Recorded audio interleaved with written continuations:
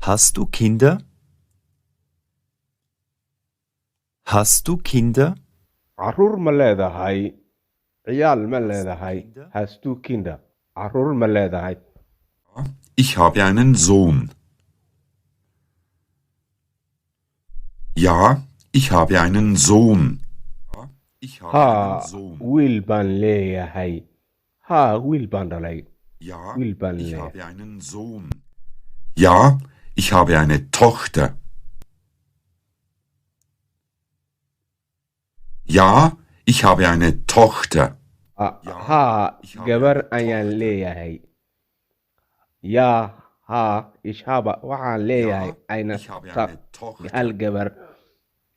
Ja, ich habe 2 Söhne. Ja, ich habe 2 Söhne. Ja, Haa, waxaan leeyahay laba wiil. Yaa, haa, waxaan leeyahay zwei laba Söhne.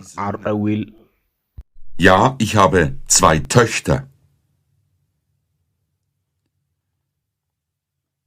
Ja, ich habe 2 Töchter. Haa, ich waxaan habe leeyahay 2 Töchter. laba gabdhood. Yaa, haa, waxaan haystaa ama leeyahay zwei ich laba habe 2 Töchter. Töchter. Gabdhood. Nein, ich habe keine Kinder. Nein, ich habe keine Kinder. Maya, ich habe keine malihi wax carruur ah. Nein, Nein, Maya, ich habe ich keine habe Kinder. keine malihi Nein, ich habe keine Kinder. Kinder carruur. intaas ayuu ku joojinayaa barnaamijkii barashada luqadda afka Jarmalka oo alaaba Hast du Kinder? aad naga dhagaysataan